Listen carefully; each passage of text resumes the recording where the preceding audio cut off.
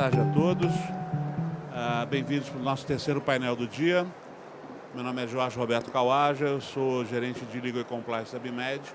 A Abimed é uma associação que congrega empresas que lidam com equipamentos de saúde de alta tecnologia.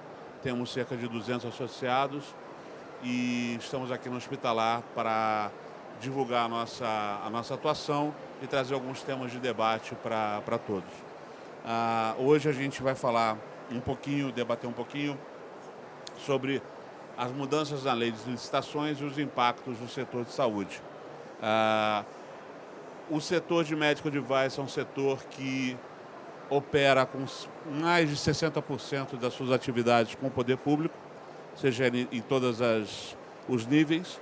A interação é muito grande, o volume de operações é muito importante para o setor, e é um setor que, obviamente, sempre foi demandante e, nesses últimos 2 anos, teve um protagonismo, infelizmente, não desejado, mas que dominou o Brasil nesses últimos 2 anos. A gente queria que esse volume de demanda fosse por investimento, fosse por crescimento, mas foi uma demanda emergencial, infelizmente. Mas, por outro lado, uma resposta muito rápida e muito eficiente de toda a cadeia, tanto pública quanto privada, permitiu que a gente pudesse, de alguma forma, superar esse período, pelo menos com uma grande capacidade de fornecimento.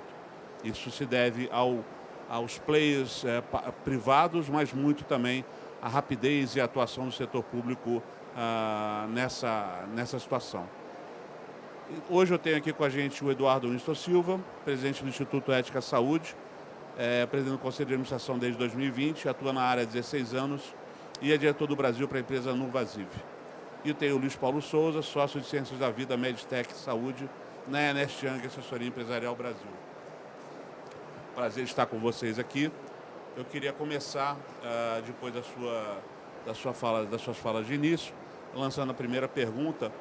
E dentro desse cenário, desse cenário dos últimos anos, quais são os grandes desafios que esse setor ainda precisa enfrentar e precisa melhorar nessa relação e nessa atuação entre público e privado? Boa tarde para vocês. Bom, boa tarde. Obrigado pelo convite, acho que é um tema importante. Conversar aqui sobre os impactos dessa nova lei no setor da cadeia de saúde. Primeiro, é importante também contextualizar, é lógico que o impacto da lei vai muito além do setor de saúde. Eu não tenho competência para falar os impactos em outros segmentos da economia, mas obviamente que no setor da saúde a gente tem estudado, tentado entender o que isso pode potencialmente impactar. E outra coisa, eu vou também fazer a minha análise e discutir aqui sobre a perspectiva do Instituto Ética Saúde. Então, é um instituto, para aqueles que não conhecem, uma organização sem fins lucrativos que congrega diversos agentes do segmento da saúde, buscando propor um ambiente mais ético. E aí é onde eu acho que surge, Jorge, a primeira pergunta. Então, qual é essa interação entre a ética e a lei e como que isso se representa no mercado? Então, basicamente, a gente pode dizer que tanto o ordenamento jurídico quanto esse, vamos chamar, código moral, esse código de ética, busca de alguma forma organizar a sociedade, organizar os agentes da sociedade, serve de fato como um limitador. Então, tanto as leis quanto os códigos morais limitam aquilo que cada um pode fazer, mas com uma prerrogativa de que isso vai ser melhor para o setor como um todo, para a sociedade como um todo. Então, essa aí é mais ou menos a promessa. E há uma interação. Só que o que a gente precisa entender, e de novo, olhando sobre o aspecto e sobre a ótica do Instituto Ética Saúde, cumprir ou não cumprir a lei não é exatamente uma questão de ética, ok? Essa é uma outra matriz de decisão. Você cumpre ou não a lei por outros motivos, e se você descumprir, você passa a ser infrator dentro das diversas gradações que você tem lá na lei. Muitas vezes, ok, você pode cumprir a lei e ainda assim ser antiético. Então, você pode estar alinhado com uma lei e ainda assim ser antiético. E, eventualmente, são raros os casos, mas podem acontecer, você acabar infringindo uma lei mas agindo de forma ética e buscando aquilo que seria o melhor para a sociedade. Tem uma promessa que não é só que é melhor para a sociedade, mas é melhor para todos a longo prazo. Então, talvez a comparação triste que a gente possa fazer pelo momento que a gente vive é se a gente pegar um ambiente de barbárie, um ambiente conflagrado, por exemplo, por uma guerra, ele é pior para todos. Mesmo que você esteja numa situação de poder, onde você consegue impor as suas vantagens, quando você compara com sociedades que estão mais bem estruturadas, onde há essa questão ética é melhor, você tem nitidamente uma desvantagem, ainda que ali naquele segmento você tem isso aqui. Então, o que eu queria mostrar, e eu até depois eu trouxe um slide, se você me permite, essa nova lei, ela tem um poder de influenciar. Como é que eu faço para passar? Deixa eu ver como é que a gente consegue passar um slide. Deixa eu pedir para alguém nos ajudar aqui, um momentinho. Mas então, só dando prosseguimento, como todas as leis, ela tem o poder de influenciar comportamentos.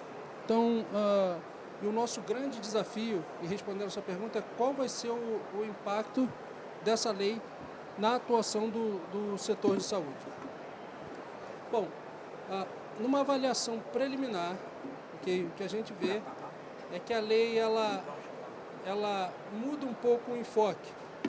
Ela muda o enfoque de um formalismo, de uma série de formulários e processos que você tem que cumprir, para uma questão de responsabilização. Então, olha, agora você tem os objetivos estratégicos daquele órgão que você representa. Tá ótimo, obrigado.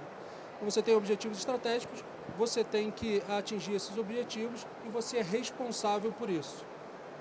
Isso é muito interessante. O que a gente via na lei anterior, que fez 30 anos, é que existiam processos muito bem montados que não entregavam um objetivo bom para a sociedade, para o órgão, mas eles eram juridicamente perfeitos.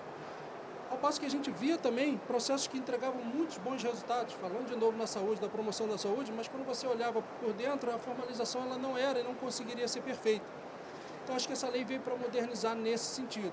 E aqui, a discussão que a gente tem, a gente costuma trazer isso muito no Instituto, é se a gente só acredita realmente que as pessoas ou os agentes não vão agir de forma ética, vão sempre agir de forma oportunista e precisam de controle, ou se a gente consegue organizar a cadeia de uma outra forma com a colaboração horizontal.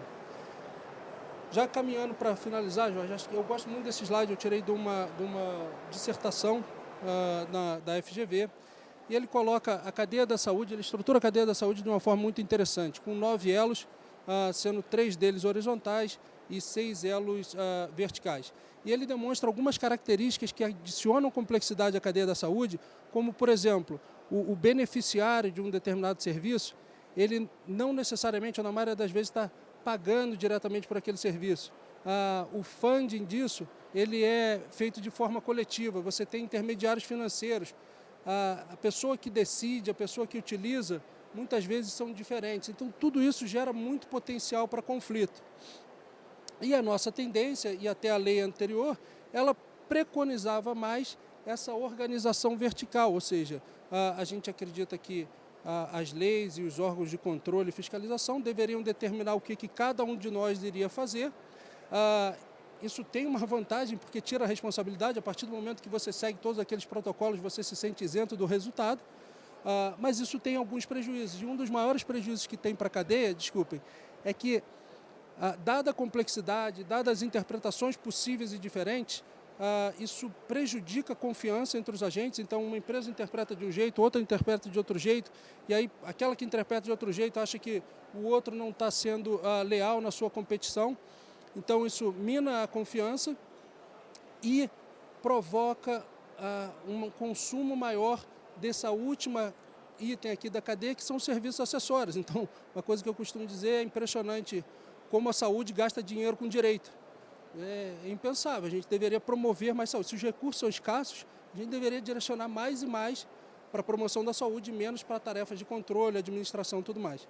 O nosso desafio, e eu acho que a lei é boa nesse sentido, de trazer essa ideia, bom, nós conseguimos fazer uma coordenação horizontal, nós conseguimos colaborar entre a cadeia, entendendo que se a gente fizer isso, a gente vai ser mais eficiente e vai ser melhor para todos.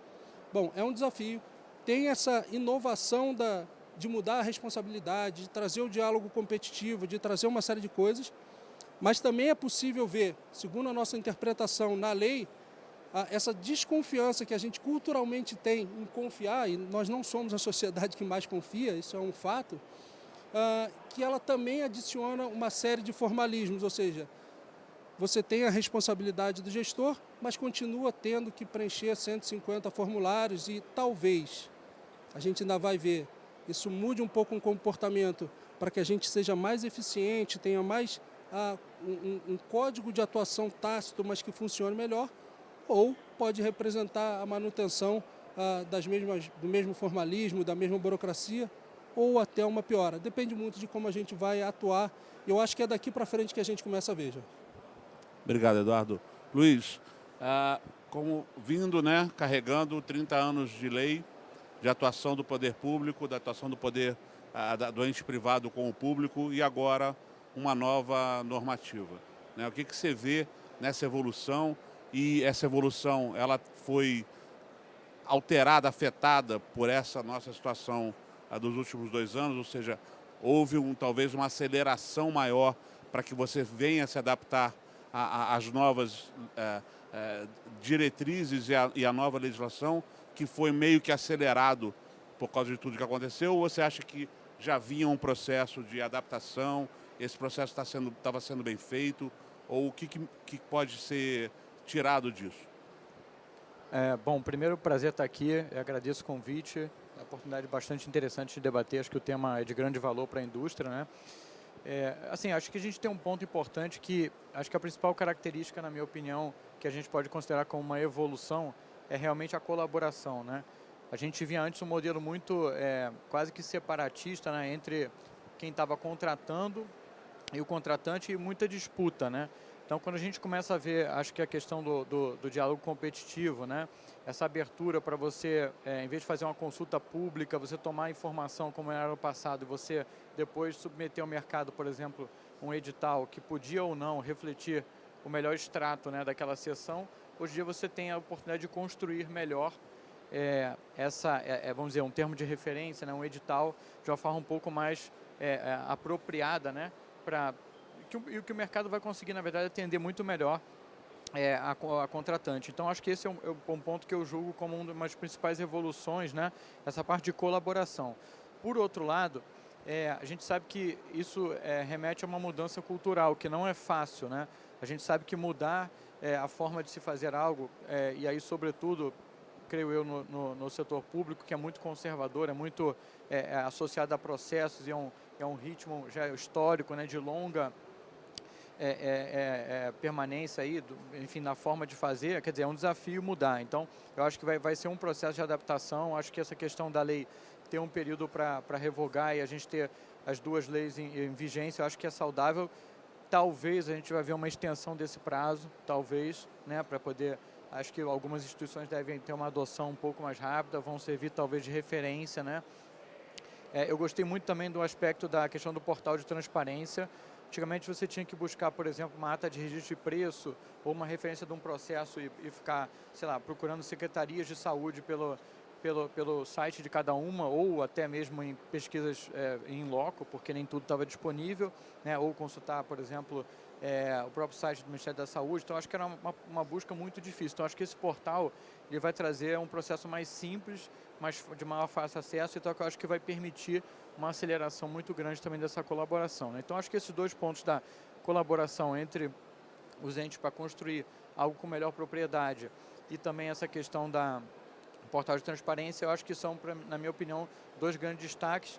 Eu adicionaria outros dois que são a revisão dos limites também de contratações emergenciais. A gente vê situações em que, por exemplo, obras, né, reformas, que às vezes são necessárias para a instalação de alguns equipamentos. Quer dizer, o valor evoluiu de 33 mil, se eu não me engano, para 100. Já é uma evolução significativa, acho que já em linha com questões inflacionárias, né? Então, acho que isso vai auxiliar bastante também. E outro ponto que eu acho que para efeito de contrato, a gente via situações em que tem a questão do contrato emergencial, né, dispensa de licitação que era 180, agora pode ser 12 meses, e também a vigência de contratos feitos dentro do processo que pode se estender de até 35 anos em alguns casos, né? Então, vai ser mais comum de 5 a 10, mas o que significa? A gente vai ter uma blindagem contra por exemplo, troca de governos, né? Que talvez tenham ideias diferentes, mas se algo fez sentido, alguém contratou, está seguindo bem, quer dizer, esses processos serão preservados ou tendem a ser preservados. Então, acho que isso é muito bom, né? E ainda para o teu segundo ponto a respeito de se a pandemia acelerou, né, tudo isso, eu confesso que eu não sei dizer, mas a gente viu, por exemplo, a questão da telemedicina, né, que foi um outro ponto que acelerou bastante. A gente viu agora também a lei passar de algo para efeito emergencial, da pandemia para algo definitivo, né? Então, talvez eu acredito que tenha tido alguma colaboração também para poder haver uma revisão da lei de licitações. Também a gente viu muitos casos também de fraude, problemas diversos. Eu acho que tudo isso também acaba forçando, né, a gente a ter essa revisitação. Obrigado. Agora, eu queria, nessa linha, né, fazer um pouco um comparativo, não obviamente um comparativo técnico entre o que mudou da lei anterior para essa, em termos jurídicos, mas a gente fala muito em confiança, em segurança jurídica, né, e o objetivo talvez maior de você trazer uma lei que já era uma lei que dava uma segurança para um processo licitatório, que era algo inédito quando foi lançado há 30 anos e que funcionou relativamente bem. Obviamente toda a legislação tem que acompanhar a modernidade, né? A gente falava, talvez há 15 anos atrás, falar em pregão eletrônico era uma coisa, não, isso é impossível, isso nunca vai acontecer. E hoje uma ferramenta como qualquer outra que está disponível para todo mundo, né? Não só, você pode fazer um pregão eletrônico como comprador privado, né? Usar a estrutura conceitual de pregão eletrônico para fazer uma compra como ente privado. Mas o que da lei anterior para essa, quais são os pontos positivos no sentido de a lei permitir uma confiança maior, uma confiabilidade maior no processo, ainda que a gente tenha muitos órgãos fiscalizadores, eu acho que a gente tem um excesso, isso causa uma confusão de fiscalização que muitas vezes trava um processo licitatório que não precisaria estar, que a própria lei deixa ele mais fácil de fazer, e aí vem a fiscalização que precisa acontecer, mas que trava um processo que às vezes poderia ser mais ágil do que é. O que a lei nova trouxe de benefício em termos de confiabilidade jurídica, de segurança jurídica para a operação? Porque eu acho que isso é um dos principais fatores que levam a você a lidar com o ente público. Assim, o que a gente vê, acho que tem um ponto, você falou sobre a confiança, né? Como eu mencionei, o diálogo competitivo, acho que ele vai ajudar a estabelecer um melhor elo de confiança. E na medida que, e aí eu acho que é menos talvez inerente à lei, né? Mas eu acho que processos maiores, mais estruturantes, né? Contratações de maior relevância. No passado, eu trabalhei também na indústria de medtech, né? Por 5 anos. A gente viu situações em que determinados processos você pedia, por exemplo, de inexigibilidade, né, teses jurídicas por exemplo, você pedir vistas, né, ao Ministério Público. É um processo que pode levar mais tempo, mas que garante uma blindagem mais à frente. Então, eu acho que eu não vejo, assim, talvez ainda nesse momento, nenhum aspecto sob a ótica jurídica que traga maior ou menor segurança. Eu acho que a lei tem uma questão de interpretação ainda que tem muito, acho que tem um grau de subjetividade em alguns aspectos muito grande, que eu acho que isso vai ser um período de adaptação. Eu acho que ainda é prematuro a gente dizer que a forma como está posto hoje, acho que vai eliminar problemas. Tem um detalhe ou outro aí, a questão de eliminação de alguns métodos de contratação, mas eu acho que ainda não temos ainda um ponto de vista sobre isso fixo, né? Mas eu acho que talvez o principal ponto é tentar, durante o diálogo competitivo, na construção de um termo de referência, eu acho que ali precisa ser realmente bem alinhado e com a participação não só técnica, mas jurídica de ambas as partes para poder constituir um processo mais redondo, né, mais coerente, que eu acho que dê um conforto, como se fosse uma pré-contratação, né? Então, acho que numa mesa redonda isso pode ser algo que, bem feito, acho que vai trazer uma segurança na sequência do processo licitatório, né?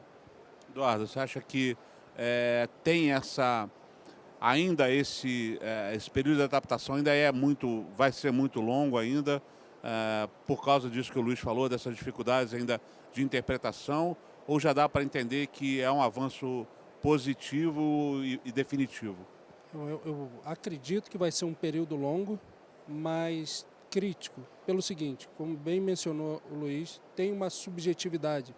Eu acho que essa subjetividade ela é, de certa forma, um objetivo da lei. Então, o que a gente está diante é de uma comparação entre uma mentalidade legislativa de algo que eu tento determinar exatamente tudo que pode acontecer, como pode acontecer, e uma outra mentalidade legislativa onde eu tento dar a responsabilidade baseado como está lá na lei, nos planos estratégicos que tem. Então, essa é uma mudança cultural e para mim é crítico porque depende muito de como as lideranças, e aí eu vou frisar, lideranças vão atuar nesse momento. Então, a gente vai começar a ver os processos, a gente vai começar a ver essas discussões, esses debates e como isso vai se estruturar. E eu estou falando das lideranças normativas, da parte dos órgãos de controle, mas também as lideranças do próprio setor produtivo. Como isso vai se desenrolar agora pode, na minha visão, então assim, a lei tem um potencial para tornar menos burocrático, tornar mais efetivo. Isso é um potencial. Se a gente começa a ver uma série de teses jurídicas sendo formatadas a cada processo que se desdobra dentro da nova lei, a tendência é de reação e você exagerar e talvez fique até pior no formalismo do que tinha antes. Porque essa subjetividade, a gente precisa entender que ela não nos é confortável no primeiro momento. É mais confortável para a gente, seja o contratante, seja mesmo o setor produtivo, alguém que diga lá exatamente o que fazer e eu digo que eu preenchi todos os requisitos. A gente vai ter que lidar com isso. Acho que o papel das lideranças é fundamental. Mas eu vou dizer e se você me permite, você sabe, eu machuquei meu pé, então eu vim andando devagarzinho. Quando eu olho uma feira como essa e a gente vê, nós temos lideranças que podem influenciar esse processo para ele ser positivo. Eu não tenho a menor dúvida disso. Agora, precisa talvez de uma colaboração horizontal, a gente sentar, e o papel das associações é muito forte, falar, bom, a gente quer reduzir burocracia. A burocracia tem sido um caos para a gente no setor da saúde, tem disputado recursos que já são escassos, e se a gente for seguir o caminho da burocracia, nós vamos sair pior. Minha avaliação vai ser longa, mas mais do que longo, o que vai acontecer nesses primeiros processos e como a liderança do setor vai agir, vai ser crítico para como vai ser essa estruturação lá na frente. Isso é o que eu diria. Eu fico com... A minha próxima pergunta ia ser exatamente quais são os principais gaps que você tem na nova legislação. Mas eu fico pensando um pouco, como eu falei, a gente tem hoje um excesso de fiscalização, né? Ou de órgãos fiscalizadores. A gente tem Tribunal de Contas, a gente tem Ministério Público, a gente tem a AGU, a gente tem o próprio Judiciário que pode eventualmente fiscalizar de ofício, agir de ofício. E aí você tem uma lei nova que é, como vocês falaram, interpretativa em muitos pontos, subjetiva em muitos pontos. Isso pode criar uma trava burocrática que pode fazer a gente retroagir até antes da lei anterior, que já estava mal ou bem interpretada, inclusive nos tribunais, né? E estava funcionando. Não se deixou de vender, não se deixou de comprar com o poder público. Obviamente, houve disciplinamentos no meio do caminho, houve punições, mas houve processos exitosos, e eu vou falar de novo, inclusive durante a pandemia. Né? Eu imaginei ter um volume muito maior de problemas licitatórios do que a gente teve efetivamente durante esse período. Como é que vocês veem isso? Quer dizer, como é que a gente pode acelerar esses gaps? O Eduardo falou muito bem, eu acho que o papel das associações e a ABMED é muito presente, muito atenta a isso, mas além das associações, quer dizer, o público, né, a sociedade civil, como é que ela pode trazer, pedir para trazer mais transparência, mais objetividade para a aplicação mais rápida dessa nova lei? Assim, vamos lembrar que a gente não está desconstruindo os elementos da Lei 8666, né? Então a gente vai ter um percentual altíssimo, né, de processos que vão continuar seguindo o tradicional. Eu vou ter lá uma especificação e eu vou seguir com o menor preço. Então a gente, talvez a gente sempre tenta pensar na inovação e na possibilidade de fazer algo diferente, né, como sendo ali o ponto, e é o ponto crítico de fato. Mas a gente vai ter, acho que boa parte dos processos seguindo em moldes muito semelhantes, né? Eu acho que tem a questão assim, de confiança mesmo, que é difícil. Isso é difícil, acho que vai levar tempo. Eu não consigo acreditar num processo de mudança dessa magnitude, onde a gente vai ter uma situação assim, unidirecional, de que um ente, um agente vai fazer a diferença. Então, eu acho que vai ser uma mudança, de novo, é um processo lento. A questão de fiscalização, eu acho que precisa ser revisada. Eu não vejo, pelo menos não me recordo de nada na lei que, por exemplo, direciona casos A para fiscalização X e assim vai. Então, acho que invariavelmente talvez haja algum nível de confusão ainda, né? Mas, lembrando, se a gente pegar as boas práticas daquilo que vem dando certo, né, e praticar para a maior parte dos processos que são mais transacionais, de menor complexidade, eu acho que talvez essa é uma forma de não tentar mexer em algo que está funcionando, né? Porque isso está previsto dentro da lei, né, atual. Então, isso é bom. E acho que a experimentação tem que se dar em casos seletivos para você começar a testar novas possibilidades, né? E aí, acho que, como eu falei, acho que a questão do portal pode auxiliar. Talvez a promoção, por exemplo, de debates futuros, onde você possa trazer algum ente público e alguém do setor privado que fez um contrato que foi exitoso, né? Para poder falar numa feira, por exemplo, e citar lições aprendidas, desafios, como é que foi o processo, né? O que foi crítico, o que não foi, como é que, ou seja, o que você tirou disso. Então, acho que vai ser um processo, talvez, educativo, né? Bastante lúdico, eu diria, e vão ter alguns protagonistas, como sempre tem, né? E a gente vai aprender ao longo do tempo. Acho que eu vejo realmente só coisas boas, né? Mas acho que tem que haver essa colaboração da sociedade nesse sentido de conectar, né, os pedaços e trazer as experiências recentes, e mesmo as não exitosas também, até para poder saber por que não deu certo, a gente comparar e ver o que a gente tira disso de aprendizado para o próximo, né? E, se eu puder Eduardo. complementar, você comentou, existe realmente uma quantidade enorme, um arcabouço de fiscalização normativa enorme, e que muitas vezes é conflitante, é difícil das empresas do setor produtivo se entenderem no meio disso. Eu vou até um pouco além. Então, existe essa sanha normativa e fiscalizatória e muitas vezes um pressuposto de que todo agente privado é oportunista e vai agir sempre de maneira oportunista. Então, eu acho que isso é um equívoco, isso é um risco. Por quê? Eu entendo bem o risco que você está colocando, que quando eu não tenho um detalhamento, quando eu tenho subjetividade e tenho todos esses órgãos, alguém em algum momento vai poder olhar para aquilo e vai falar, bom, isso aqui eu entendo que está errado. E isso gera insegurança jurídica, mais uma vez. Por isso que a gente está... Mas, por outro lado, a gente precisa olhar também esse está dando certo. Eu costumo citar muito um artigo da CGU, da Controladoria Geral da União, que foi publicado, inclusive, no jornal, em que eles demonstraram que a União gastou 400 milhões para comprar itens que custaram 150. E essa diferença é o custo operacional de se fazer esses processos, é enorme. E eu também comento algumas vezes, quando você pega, eu estou pegando os dados de 2020, que são os últimos que eu puxei, a gente vê que no Ministério da Saúde, que a gente tem a sensação de subfinanciamento, e tem, mas não tem mais de onde tirar dinheiro, assim, o orçamento da União é basicamente isso que a gente arrecada, é isso que tem.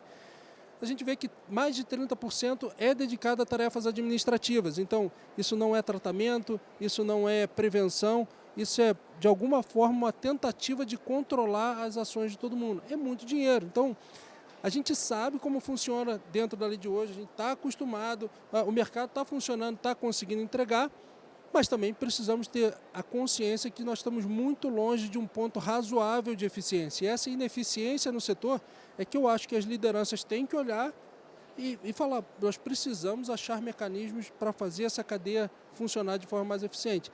Senão a gente vai ficar... vai continuar num jogo de soma zero, lutando um contra o outro, tentando ganhar mais aqui e reclamando que as coisas não estão funcionando bem. Volto a dizer, para mim eu vejo um potencial na lei. Como ela vai... o que vai acontecer na prática, por incrível que pareça, depende muito dos primeiros processos e quais vão ser as consequências deles. Se a gente conseguir se organizar e a coisa for percebida como algo que deu mais flexibilidade e entregou melhores resultados, talvez ganhe tração. Se virar uma sucessão de teses jurídicas e um montão de gente apontando que o que você fez não está certo, a tendência é retrair ainda mais. É um risco que tem nessa mudança. Eu acho que o que falta muito também para dar confiança ao mercado e o próprio operador da lei é uma atuação preventiva e educativa dos órgãos de fiscalização, né? Nada impede que o TCU, que a CGU, o Ministério Público faça, por exemplo, eu deveria submeter uma minuta de um edital para o TCU, para ele me devolver aquele edital com as críticas, com as observações, com as interpretações que ele, no futuro, vai fiscalizar. né? E você não tem essa atuação educacional dos órgãos fiscalizadores. E quando você tem uma lei nova, de novo, subjetiva, interpretativa, e que vai acabar a interpretação dela num desses órgãos, não era muito melhor você fazer uma prevenção, uma educação, para poder evitar uma diferença de interpretação e um conflito que pode travar um processo novamente, que o legislador tentou entender, ser rápido, ser ágil e moderno. Então, acho que isso, junto com toda a novidade da lei, pode trazer realmente uma dificuldade maior na operação. Desculpa, né? Luiz, eu concordo totalmente, é isso. Acho que vai além. Se você tem um evento adverso, a tendência é que o próprio setor produtivo tenda a ser ainda mais conservador, então isso pode ser ruim. Só que a gente tem aqui talvez uma outra vantagem que podemos explorar. Então, de novo, eu estou aqui representando um Instituto Ética e Saúde, estou representando esse instituto, é uma instituição sem fins lucrativos, da qual a ABMED é uma das associadas e tem diversos outros associados que tentam organizar essa coordenação horizontal, esse ambiente ético da saúde. E a gente vê que tem, e essa é uma beleza do setor da saúde, que ele não acontece tanto em Brasília. A saúde acontece muito na ponta. A gente tem as prefeituras, a gente tem uma série de órgãos lá na ponta que podem, ou melhor, devem contribuir ativamente. Devem contribuir ativamente e devem acessar diversas associações que a gente tem de defesa do paciente, e a gente também se coloca... Foi criado um instituto para agir com toda a sociedade, dizendo o seguinte: olha, eu acho que esses objetivos são razoáveis, essa formatação é suficiente, a gente pode tentar ajudar uma prefeitura lá na ponta, porque muitas das compras, você tem compras, obviamente, no governo central que são de valores vultosos. Essa tem que ter todo o escrutínio. Mas o maior volume, quando você pega em quantidade e acaba em dinheiro, acontece de forma descentralizada. Então, essa aproximação com a população ou com alguns setores organizados da população e contando com a cadeia para ajudar nisso aí, pode ser definitivo. De novo, casos de sucesso. Então, uma prefeitura que montou um bom processo e que conseguiu mais eficiência e que com o mesmo recurso conseguiu atender mais, e que a gente divulgue isso e que tenha tido o apoio de diversas instituições que estão aí querendo apoiar, podem influenciar comportamento. Agora, casos de insucesso podem causar uma reação que vai ser ainda pior, vai ser potencializada. Esse momento é um momento crítico, com a vantagem de que a gente não precisa forçosamente migrar agora. A gente tem uma transição que, no meu entendimento, foi também uma medida inteligente para tentar acalmar os ânimos. Mas é isso, a gente pode descentralizar para tentar chegar em melhores resultados. Luiz, você acha que a educação é melhor do que a punição? Sempre. Né? E você acha que dá para aproveitar esse período de transição da lei nova para trazer, talvez, os órgãos fiscalizadores para um papel maior do que eles já têm hoje, que é o fiscalizador, mas para um papel de educador, de ajudar a prevenir condutas que amanhã eles mesmos vão considerar como irregulares ou que violem a lei? Você acha que isso funciona?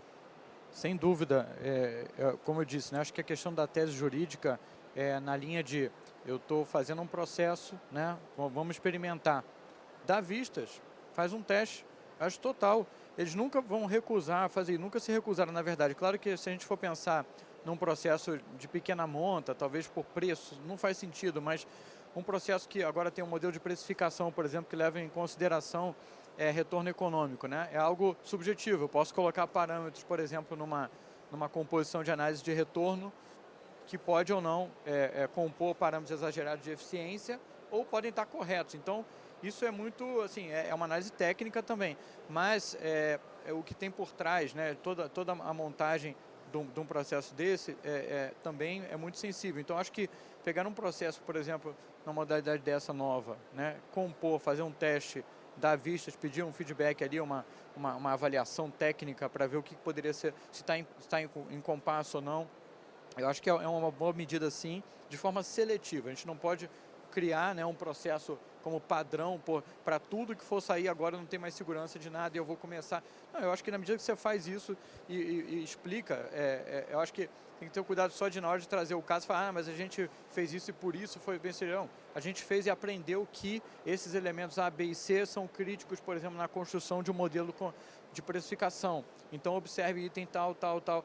Talvez pode até haver consultas, mas consultas mais focadas em determinados itens que podem ser os de maior subjetividade ou de maior criticidade num processo desse. Então, acho que isso vai ser um aprendizado, mas eu acho que essa abertura para validação dos órgãos, eu acho que existe, sempre existiu, eu acho que pode ser nessa linha.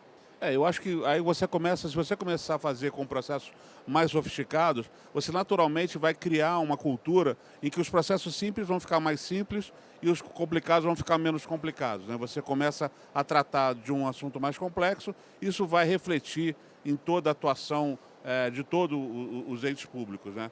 E aí, caminhando já para o nosso encerramento, assim, é uma pergunta maldosa, mas quais são as principais orientações que vocês dão hoje para quem lida com essa área de compra pública ou com essa área que vai envolver processos licitatórios, aplicação das duas leis, ou desse período de intervalo entre as duas leis, além das óbvias, evidentemente, observar aquilo que é positivo e aquilo que é mandatório da 8666 e da nova lei. Quais são as orientações que vocês dão para aqueles que vão iniciar um processo hoje público, de venda pública, para observar nessa situação atual que a gente tem de ambiente público-privado? Bom, pela natureza do Instituto, a nossa orientação começa sempre com faça aquilo que você tem certeza de que é ético e correto.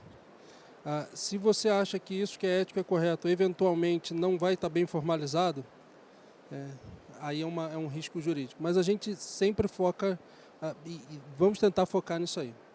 Bom, aí é lógico que essa definição é difícil, ela também é subjetiva daquilo que um acha que é ético, outro não. É um ambiente competitivo, ele olha para o lado, mas eu vou fazer, o meu competidor não vai fazer, tudo mais. Nesse momento, a gente tende a orientar que olhe as estruturas de integridade, de compliance que tem em toda a cascata. Dentro da empresa, se a empresa tem um código desse estruturado, então esse desafio interno é importante. Acima da empresa você tem, a maioria delas faz parte de alguma associação, faz parte de algum grupo, então consulte também. E por fim você tem especialistas ou escritórios que podem te assessorar se a sua dúvida for maior. Lógico, partindo para a 866, a parte que você já domina e que ela é aceitável, se você tem a convicção ética e você sabe que isso aqui é juridicamente, pelo menos dentro da sua experiência, ok, siga. Se você não tem essa convicção, e a gente faz muito essa distinção, seguir ou não a lei não é uma questão ética, você vai ter que se ajustar com a justiça. Então, mas se você tem boas estruturas de compliance, e existem, e o Instituto, inclusive, fica sempre aberto para, olha, traga uma questão que a gente desconhece, nós temos também lá dentro especialistas que não trabalham nesse mercado, ou seja, o nosso Conselho de Ética é formado por experts que estão lá conosco há 5 anos, que têm bastante experiência nisso, mas que não têm interesses investidos aqui. Então, se for o caso, a gente leva a questão e fala, acredito que isso aqui está alinhado ou não, até certo ponto. Tem coisas que talvez essas teses vão subir até um tribunal superior, e ninguém pode nesse momento afirmar o que é certo ou não. Essa seria a nossa orientação. Esse é o momento onde as estruturas de integridade, de compliance são mais importantes. Começa com um desafio interno, se você passar desse crivo, mas ainda não está satisfeito, vai na sua associação, vai qualquer associação que você faça parte, e se ainda assim não for confortável, porque você vai ter que se acertar com a justiça, não importa o que, peça um legal opinion. É o que tem que fazer nesse momento.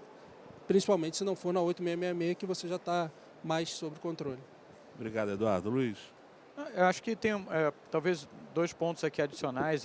Eu acho que criar uma cartilha, eu acho que a partir, né, do jurídico e de compliance, com algumas orientações, né, por exemplo, o que muda, o que não muda, ou seja, algo como um guia, né? Uma coisa para efeito orientativo mesmo, porque muita gente tem dúvida, né? E o nível de compreensão, de maturidade é muito diferente. Eu acho que dentro da organização, eu acho que essa é uma medida interessante. E outra medida talvez importante também é observar até mesmo outros setores da economia que talvez tenham ou um pouco mais de maturidade, ou um pouco mais de protagonismo, ou iniciaram mais rápido, enfim, e observar esses processos também, tentar ver como é que isso rodou, né? Acho que talvez esse benchmark, né, essa comparação pode ser saudável também. E aí eu acho que na medida que naturalmente você vai se apropriando de conhecimento, né? Você pode, por exemplo, testar um processo, de repente, né, pega uma categoria de produtos que é menos sensível em termos de impacto, por exemplo, o resultado da companhia, faz um teste, cria um processo para aquele produto, tenta ver como é que vai, né? Eu acho que pode ser uma medida interessante e que reduz o risco e talvez crie ali um case interno dentro da companhia para poder servir de referência para os demais, né?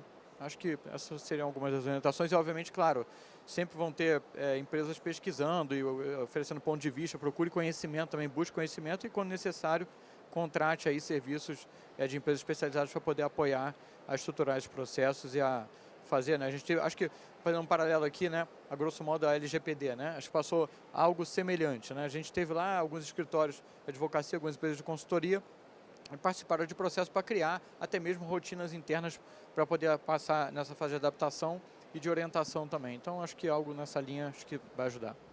Eu acho que o conceito que a gente pode deixar aqui, eu não sei se vocês concordam, é mais ou menos o conceito dessa feira, né? A licitação é mais ou menos essa feira. Você tem o seu concorrente do seu lado, todos eles absolutamente transparentes e vendendo da melhor forma. E dentro de um código de ética implícito, onde você tem estandes ou atuações para vender semelhantes. Né? Aquele que não se enquadra, não vem na feira ou vende de outra forma. E o mercado vai regular e vai dizer se esse cara pode trabalhar de forma coletiva ou não. Cada um competindo com o seu e eu acho que a transparência é isso. Eu queria agradecer muito o Eduardo, ao Luiz. O tema é um tema que ainda vai ter muita discussão. Queria agradecer a todo mundo que prestigiou o painel aqui, colocar a BMed à disposição de vocês e desejar uma boa tarde. Muito obrigado. Obrigado.